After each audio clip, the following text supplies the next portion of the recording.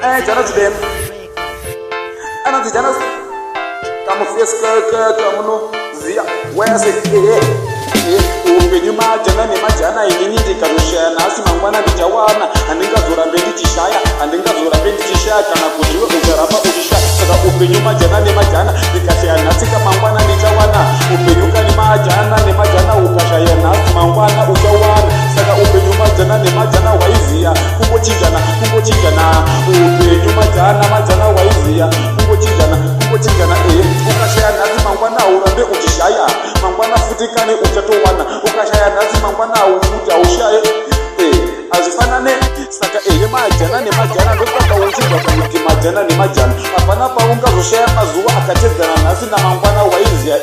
ngati upenyuka majana ni majana nasi ndini ndiwe mangwana upenyuka majana ni majana nasi ndini ndiwe mangwana ukashaya nasi chingozia futikane kuti mangwana ka utawana ukashaya nasi chingozia futi kuti mangwana ka unowana aunga zorambe uchishaya zvekushayisisa mangwana futi unozotongowana ini ndichishaya iwe uchiwana ini ndichiwana kana iwe uchishaya saka majana nemajana upenyu majana nemajana waiziya saka ndichikudza kuti majana nemajana kungochinjana upenyuka majana nemajana nati ndini ndiwe mangwana upenyuka majana nemajana nati ndini ndiwe mangwana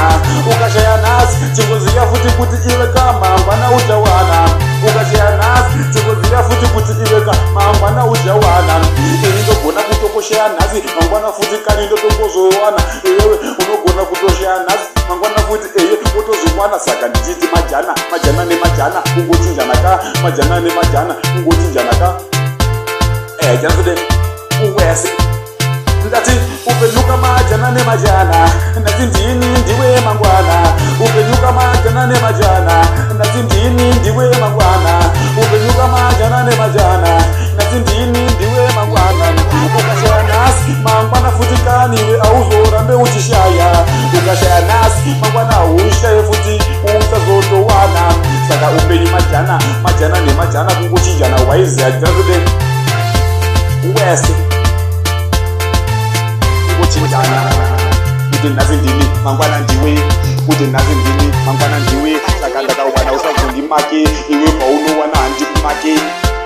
upenyu kungochinjana waiziya uwangu ngatiziye izvozvo wayasi enokude